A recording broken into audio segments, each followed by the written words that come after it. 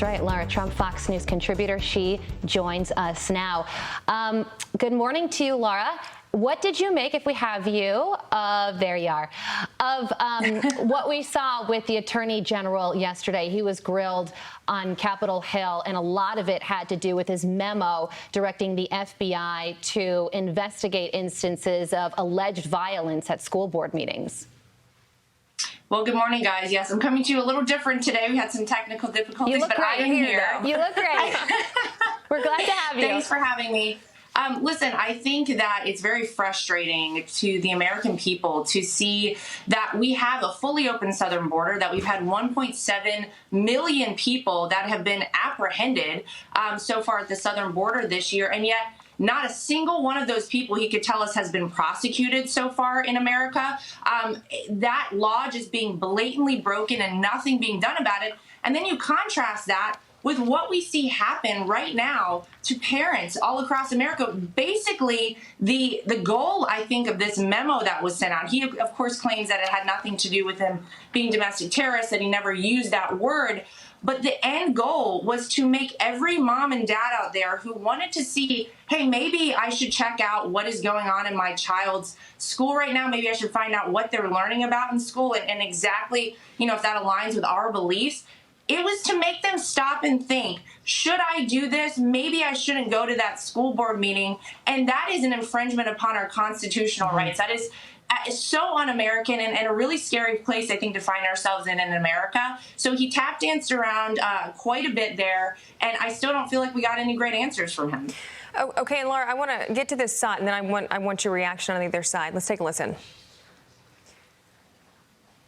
Is there any connection, Mr. Attorney General, with the school board letter and then 5 days later your memo regarding school board issues? Obviously, the letter was brought to our attention, and it's a relevant factor. I can't imagine any circumstance in which the Patriot Act would be used in the circumstances of parents complaining about their children, nor can I imagine a circumstance where they would be labeled as domestic terrorism. Okay, but they were labeled as domestic terrorists. Yeah. I mean, these parents, they're being portrayed to be the bad guy when they just want to know what's going on in their kids' classrooms, and I think they have every right to know that, and I think a lot of people would agree. Yeah, it is a completely legitimate thing to want to know what your child is being taught, how they're being educated. Our tax dollars go to pay for many of these schools. And so for us to get that answer, I think it is very unclear what is going on at the Justice Department. If he really is that aloof and doesn't know, then that is a major problem. But we've seen, by the way, how how influential some of these school agencies have been in dictating what happens in schools. Remember, it wasn't too long ago that we had mask mandates all across our country. When the teachers union decided that maybe they would like the mask mandates, those things coincided very closely.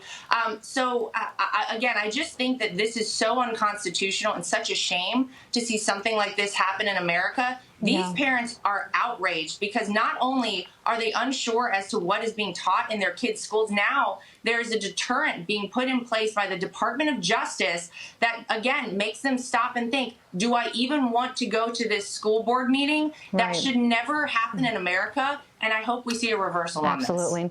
Lara Trump, thank you so much for joining us this morning. We appreciate it. I'm Steve Doocy. I'm Brian Kilmeade. And I'm Ainsley Earhart. And click here to subscribe to the Fox News YouTube page to catch our hottest interviews and most compelling analysis.